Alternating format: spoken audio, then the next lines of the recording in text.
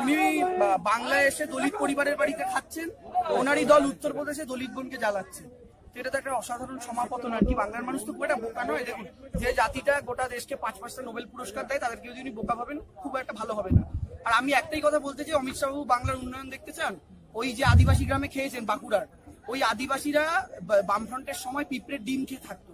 আজকে সেই আদিবাসী বন্যা এতটাই সচ্ছল হতে পেরেছেন যে অমিত শাহের মতো একজন মানুষকে, যাকে তো কম খাওয়াতে হবে বলে আমার মনে হয় না, তো সেই মানুষকে 1500 কিলো টাকার পোস্ত খাওয়াচ্ছেন, তারই সরকারের দাম বাড়ানো আলু পেঁয়াজের তরকারি খাওয়াচ্ছেন, তারই সরকারের দাম বাড়ানো আদা দিয়ে তরকারি করছেন। তাহলে ভাবুন, যারা পিঁপড়ের ডিম খেতেন এক সময়, তারা আজকে পোস্ত খাওয়াচ্ছেন 1600 টাকা কিলো দামে। এই উন্নয়নটাই মমতা বন্দ্যোপাধ্যায় করেছেন বাঁকুড়ায়। আর আমার বিশ্বাস উনি দক্ষিণেশ্বর মন্দিরেও গেছিলেন, উনি বোধহয় স্কাই ওয়াকের ওপর দিয়ে গেছিলেন। ওটাও একটা উন্নয়ন মমতা বন্দ্যোপাধ্যায় তিনি মনে হয় দেখেছেন। দেখে গিয়ে আশা করি বিজেপির নেতাদের অন্যান্য জায়গায় আইডিয়া দেবেন এরকম কাজ যেন করা যায়। এবং আরো একটা বিশ্বাস আমার, বিহারে প্রচার করে উনি বাংলায় এসেছেন। বিহারের রাস্তাঘাটের অবস্থা খুব খারাপ, নীতিশ কুমার হয়তো হেরে যাবে 10 তারিখ, আপনারা ভোটে দেখবেন। তো সেই বিহারে প্রচার করতে গিয়ে ওনাকে দুলে দুলে গাড়িতে চলতে হয়েছে রাস্তাঘাটের জন্য। আশা করি আমাদের জঙ্গলমহল বা পশ্চিমবঙ্গ ঘুরে উনি সেই স্মৃতিটা ভুলতে পেরেছেন। তাই উনি এসছেন, উনি আবার আসুন আমাদের দেশের স্বরাষ্ট্রমন্ত্রী। কারণ মমতা বন্দ্যোপাধ্যায় 2021-এ জেতার পর তো আবার ওনাকেই স্বরাষ্ট্রমন্ত্রী থাকতে হবে। ফলে প্রশাসনিক রিলেশন থাকবে, 24-এ নয় উনি হেরে যাবেন, সেটা পরের কথা। তারপরে আবার 26 অব্দি মমতা বন্দ্যোপাধ্যায়। কিন্তু উনি আসুন, উনি এসে বাংলায় উন্নয়ন দেখে যান। এবং দয়া করে, আমার তো বিশ্বাস এটা উনি বাংলায় রাজনৈতিক কর্মসূচির জন্য আসেন না, উনি কিভাবে উন্নয়ন করতে হয় সেটা শেখার জন্য আসেন এবং গিয়ে আবার বিজেপি নেতাদের ট্রেনিং দেন, দেখো এভাবে এভাবে কাজটা করো, বাংলায় দিদি করেছেন। তো আমরা স্বাগত জানাই, উনি আবার আসুন। আর যে বাড়িতেই খান না কেন, ওই খাওয়ানো অব্দি শেষ। তারপরে কিন্তু কালকে খবরে দেখেছেন তো, যে দলিত বাড়িতে গেছিলেন তিনি তার মনের কথাটাই অমিত শাহকে বলতে পারেননি, তার যে কি দাবি ছিল। এর আগে যে দলিত বাড়িতে গেছিলেন, তারা অমিত শাহ বাবুর কাছে একটা চাকরির দাবি করেছিলেন। খেয়ে দিয়ে ফিরে চলে গেছেন, বিজেপি নেতারা ফিরেও তাকাননি। 1 বছর পর কালকে মমতা বন্দ্যোপাধ্যায় সরকার সেই বোনটাকে চাকরি তুলে দিয়েছে। তো বাংলার মানুষের সুখে দুঃখে বিপদে মমতা ব্যানার্জি। তো অমিত শাহ কি করবেন এসে? আসুন, অনেকে স্বাগত।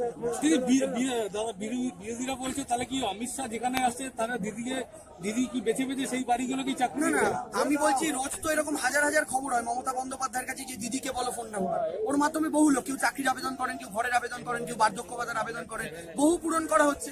এখন মিডিয়া যদি অমিত শাহ যে বাড়িতে গেছিল ওটাকে শুধু ফোকাস করে, আমাদের তো কিছু করার নেই। ওর সাথে হয়তো ওই দিন আরো 5 জন বাংলায় চাকরি পেয়েছেন, কিন্তু ফোকাস ওটা হচ্ছে কেন? কারণ উনিও আবেদন করেছিলেন মমতা বন্দ্যোপাধ্যায়ের কাছে, অমিত শাহের কাছে। অমিত শাহ মেটাননি, মমতা ব্যানার্জি মিটিয়েছে। এটা অমিত শাহের বাড়ি যাওয়ার সাথে কোনো সম্পর্ক নেই। রাজ্যের যে একজন নেতৃত্ব শুভেন্দু অধিকারী বলছে লিফটেও নামেনি, সিঁড়িতে উঠিনি, কি বলবেন? ঠিকই তো, উনি তো লিফটে, তবে কি তাহলে অন্য কোন দলে যাচ্ছে না? উনি কি বলেছেন অন্য দলে যাচ্ছেন? উনি আমাদের কারণ নেতৃত্বের বিরুদ্ধে কিছু বলেছেন? দেখুন, আমি একটা কথা বলি, শুভেন্দু অধিকারী মহাশয় আমাদের স্টিয়ারিং কমিটির নেতা, রাজ্যের গুরুত্বপূর্ণ মন্ত্রী, রাজ্যের কোর কমিটির সদস্য। তিনি কোন দলে, মানে তিনি তৃণমূল কংগ্রেসে আছেন কিনা এটা বলার ধৃষ্টতা আমার নেই। কারণ শুভেন্দু অধিকারী মহাশয় তৃণমূল কংগ্রেসের জন্মলগ্ন থেকে রয়েছেন, নন্দীগ্রাম আন্দোলনের সময় থেকে রয়েছেন, এবং তিনি আমাদেরকে শাসন করার মতো জায়গায় দলে অবস্থান করেন, আমরা যারা এখানে কর্মীরা রয়েছে। ফলে আমাকে আপনি এই প্রশ্নটা করে আমাকে লজ্জায় ফেলছেন, তিনি দলে আছেন কিনা আছেন। এবং শুভেন্দু অধিকারী, মমতা বন্দ্যোপাধ্যায়, অভিষেক বন্দ্যোপাধ্যায়, সুব্রত বক্সী, পার্থ চট্টোপাধ্যায় সবাই মিলেই দেখবেন বিজেপি আবার 200 গোল খাবে। দাদা, যেখানে দাঁড়িয়ে আজকে মিটিংটা করলেন সেখানে একটা মিমের উৎপাত হচ্ছে, বা আব্বাস সিদ্দিকী, এটা নিয়ে ভাবনা চিন্তা কি আছে? দেখুন, আমাদের ভাবনা চিন্তা কিছু নেই। আপনি দ্বিতীয় যার নামটা বললেন তাকে আমি চিনি না, প্রথমটা চিনি, মিম বলে নাম শুনেছি একটা। দ্বিতীয় যার কথা বললেন জানি না, হতে পারে কারোর একটা পার্ট অর্গানাইজেশন। কিন্তু একটা কথা বলি, মিম যেখানে লড়াই করেছে সেখানে বিজেপির সুবিধা হয়েছে। আপনি বিহার ভোটে দেখুন, তেজস্বী যাদবের সাথে কিন্তু মিম লড়েনি, মিম আলাদা করে প্রার্থী দিয়েছে মায়াবতীর সঙ্গে। আর এই মায়াবতী বিজেপিকে রাজ্যসভায় সমর্থন করেছে, মায়াবতী বিজেপিকে রাজ্যসভায় সমর্থন করছে, সেই মিমের সাথে জোট বাজছে, এখানে বলে বিহারে জেতার সুবিধা করে দিচ্ছে। রাজস্থান, মধ্যপ্রদেশ, ছত্তিশগড় সর্বত্র মিম আলাদা করে লড়াই করে বিজেপিকে সুবিধা করে দিয়েছে। বাংলাতেও তারা সেই চেষ্টাটা করবে, কিন্তু বারবার বলি কি, বাংলায় না অমিত শাহ সুবিধা করে দিতে পারবেন যদি বাঙালিকে বোকা ভাবেন, না এই মিম টিমের মতো পার্টি আর যাদের নাম টাম বললেন তারা সুবিধা করে দিতে পারবে।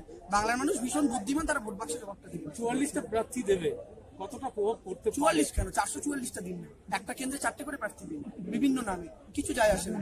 দেখেন তো, আপনি ইভিএম মেশিনে এখন ভোট দিতে যান, মেন পার্টি তো বাংলায় 4টে, সিপিএম, কংগ্রেস, তৃণমূল, বিজেপি, কিন্তু 16-17টা ক্যান্ডিডেট থাকে। দেখবেন, আপনাকে যদি আমি জিজ্ঞাসা করি 4টে বোতামের পর 5 নম্বর থেকে 16 নম্বর অব্দি প্রার্থীদের সিম্বল কি ছিল, আপনি বলতে পারবেন? পারবেন না। বাংলার মানুষের ওই যারা ওইজন ক্যান্ডিডেট হয় তাদের অভাবেই ভুলে যাবেন আগামী দিনে। তাই বাংলার মানুষ মমতা বন্দ্যোপাধ্যায়ের সঙ্গে ভালো আছেন, এবং কেউ, সে অমিত শাহ বলুন, মিম বলুন, কেউ কিছু করতে পারবেন না। মমতা বন্দ্যোপাধ্যায় বিধির বিধান, তৃতীয়বারের জন্য তার ক্ষমতায় আসা স্পষ্ট। Thank you.